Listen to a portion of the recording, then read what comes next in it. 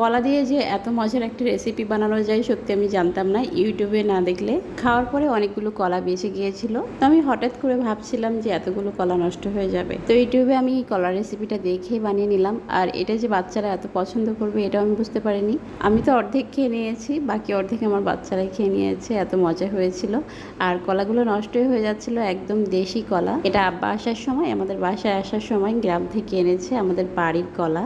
আর এই কলাগুলো দেখতে ছোট হলেও এগুলো কিন্তু অনেক মিষ্টি এবং একটু টকটক হয়, যে কারণে এটা দিয়ে পিঠা বানালে আরও বেশি মজা লাগে। আর এই কলাগুলোর ভিতরে একটা বিচিও নাই, একেবারে দেশি কলা। আর এই কলাগুলো খেতেও খুবই ভালো লাগে।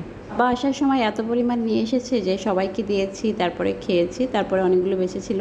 এরপরে ভাবলাম যে এতগুলো কলা নষ্ট না করে একটা রেসিপি বানিয়ে নিই। যাই হোক, কলাগুলো খুব ভালো করে মেখে নিয়েছি হাত দিয়ে, ব্লেন্ডারেও ব্লেন্ড করতে পারি। আর এই পিঠা বানাতে কিন্তু অনেক বেশি উপকরণ লাগে না, খুবই অল্প উপকরণ দিয়েই হবে। প্রথমে আমি অ্যাড করে দিচ্ছি চিনি, মাত্র হাফ কাপ চিনি দিয়েছি, আর 2 কাপ ময়দা, সামান্য লবণ দিয়ে নিলাম, আর দিয়ে দিচ্ছি মধু। চিনিটা একটু কম করে দিয়েছি মধু দিব বলে, তবে আপনারা চাইলে শুধুমাত্র চিনি দিয়েও করতে পারবেন, আবার চিনি না দিলেও আপনার এটা খেতে ভালো লাগবে, যেহেতু কলাটা এমনি মিষ্টি হয়। যারা চিনি খান না বা খেতে পছন্দ করেন না তারা সামান্য মধু দিয়ে দিবেন। এরপর সবগুলো আমি খুব ভালো করে মিক্স করে এরকম ছোট ছোট বড়ার মতো করে তেলে ভেজে নিচ্ছি। তালের সিজন আসলে আমরা কিন্তু প্রায় টাইমই এ ধরনের বড়া বানিয়ে থাকি, একদম হুবহু সেই তালের বড়ার মতো করেই বানাতে হয়, কিন্তু খেতে একটু ডিফারেন্ট লাগে এই আর কি। আপনারা চাইলে কিন্তু এখানে ময়দা না দিয়ে চালের গুঁড়াটাও দিতে পারবেন। চালের গুঁড়া দিলে যেটা হবে, এই পিঠাগুলো অনেক ক্রিস্পি হবে, আর ময়দা দিলে একটু সফট হবে।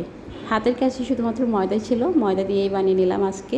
নেক্সট টাইম আমি এটা চালের গুঁড়া দিয়ে বানাবো, আর সাথে কিন্তু একটু নারকেল কোরানোও দিব, তাহলে খেতে আরও বেশি মজা হবে। কলার এই বড়াগুলো বানাতে কিন্তু আমার খুবই অল্প সময় লেগেছে, বলতে পারেন এখানে হাইস্ট 15 থেকে 20 মিনিটের ভিতরে হয়ে গেছে, একদমই সময় বেশি লাগেনি। এখন মনে হচ্ছে কেন এই পিঠাটা আগে জানতাম না বানাতে। এর আগে যে কত কলা আমি নষ্ট করেছি, মানে প্রতিবার কলা নিয়ে আসে আর সেখান থেকে 2-3টে কলা পচে যাই, লাস্টে দেখা যায় আর কলা খাওয়ার কেউই থাকে না, তো বাধ্য হয়ে ফেলে দিতে হয়। তবে এখন থেকে আর ফেলে দিব না। নেক্সট টাইমে কলাগুলো নষ্ট না করে আপনারা চাইলে কিন্তু এভাবে পিঠা বানিয়ে নিতে পারবেন এবং বাসায় সবাই এনজয় করতে পারবেন, বাচ্চারা খুবই পছন্দ করে খাবে। তো আজকে বিকালে এটা দিয়ে আমরা নাস্তা করেছি এবং খুবই এনজয় করেই খেয়েছি সবাই মিলে।